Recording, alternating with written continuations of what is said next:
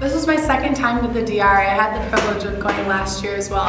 And so I think one of my favorite parts about going to the DR was being able to see people that I had made relationships with last year. And not only that, but they remembered me. I went in thinking that there's no way that they would remember me. And just like this one girl that they saw for just less than a week.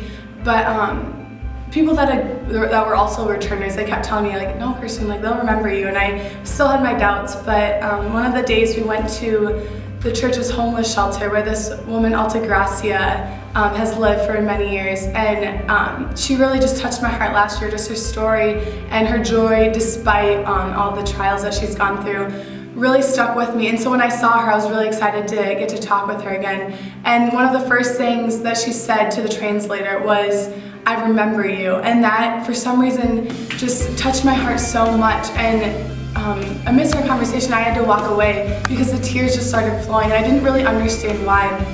That had touched me so much, that just this one woman remembering me meant so much to me. But as I look back on it, I see that God was using this experience to teach me a beautiful lesson, that if this woman, among many others that had remembered me throughout the week, would remember me, someone that we had such a short relationship with in time, then how much more is God going to remember me? He wants to remember me, and He loves me so much, and that's been a lesson He's taught me all semesters. I'm starting to understand how great God's love is for us.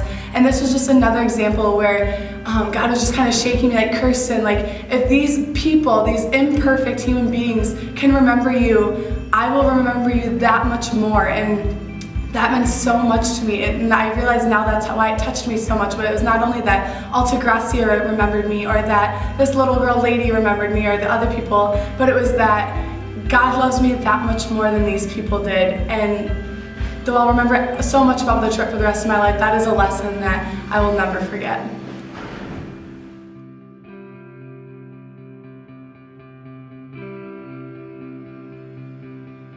I think one of the stories that really epitomizes my experience in the Dominican Republic is that of the elder shelter.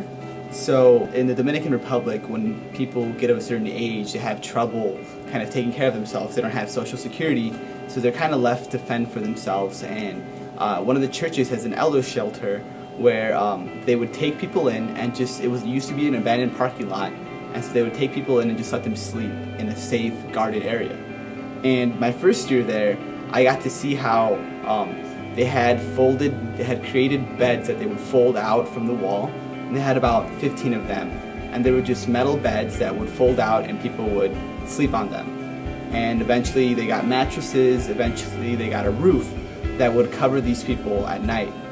And I had the opportunity to be able to go back, this past year was my third time, and just to see it develop over the years from these fold out metal beds that were on like some type of spring system that was just kind of weird and really bulky, but it was what they could do. It was the only thing they could do, and they did what the money they had, they worked with it, and they did whatever they could do for these people who were homeless.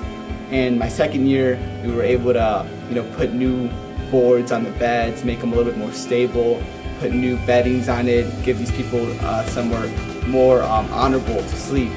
And this past year when I went back, I saw that they had built an actual house around this shelter. They had put up, cement walls. They had put tile inside. They had gotten them real beds that were, permanent. They weren't fold-out beds. They were actual beds that you would see in a home. They had their own little dressers, and it was just amazing to see the experience throughout the whole process on how what God can do when you're willing to just give Him what you have, and how He just continues to bless you and the project to get to a point where you can give something to someone that's quality work. If you were to wait for that probably would have never happened. But the fact that they just worked with whatever they had, after 3 years now they have this beautiful house that holds, that protects and kind of gives these elders an honorable place to live, not only throughout the night but throughout the day.